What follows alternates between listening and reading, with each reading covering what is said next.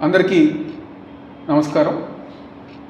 ఈరోజు ఉదయం నుంచి గారా కొన్ని మీడియా ఛానల్స్లో, అదేవిధంగా పని పాట లేని తెలుగుదేశం పార్టీ సోషల్ మీడియాలో నేనేదో పారిపోవటానికి ప్రయత్నించానని చెప్పని అసత్య ప్రచారాలు ఈరోజు ఉదయం నుంచి గారా ప్రచారం చేస్తాం జరుగుతుంది.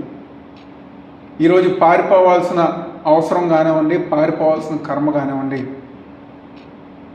నాకేమీ లేదు, అలాంటి అవసరం కూడా నాకు లేదని చెప్పి ఈరోజు ఈ యొక్క మీడియా ద్వారా మీ అందరికీ చెప్పదలుచుకున్నాను.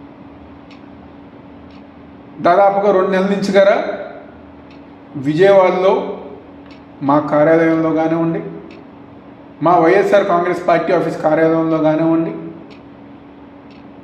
తూర్పు నియోజక ప్రజానికానికి కానివ్వండి 24 గంటలు అందుబాటులో ఉంటుంది. దేనికి పారిపోవాలి? నిజంగా కోర్టు వారు కనుక మేము తప్పు చేశానని చెప్పని భావిస్తే కోర్టు వారు ఏ నిర్ణయం తీసుకున్నా, లేకపోతే ఏ శిక్ష విధించినా దాన్ని దమ్ముగా స్వీకరించి దాన్ని ఇచ్చేస్తాం.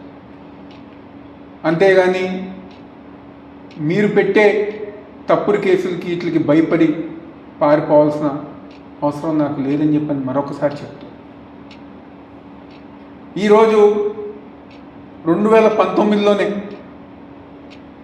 ఈ రాష్ట్ర ప్రజానికానికి తెలుసు, మరీ ముఖ్యంగా ఆ రోజున్న తెలుగుదేశం పార్టీ సోషల్ మీడియా గారు తెలుసు. చంద్రబాబు నాయుడు గారి ఇంటి ముందు డ్రోన్ విషయం కానివ్వండి, గురజాల్లో తెలుగుదేశం పార్టీ కార్యకర్తలను పరామర్శిస్తాం కానివ్వండి, చలో ఆత్మగురు కార్యక్రమం అప్పుడు గారా మిగిలిన తెలుగుదేశం పార్టీ నాయకులకు నేనేం పారిపోలే. ఆ రోజు దమ్ముగా ధైర్యంగా వెళ్ళా, ఫేస్ చేశారు. మా తండ్రి దేవినేని రాజశేఖర్ నెహ్రూ గారు మాకు జన్మనిస్తంతో పాటు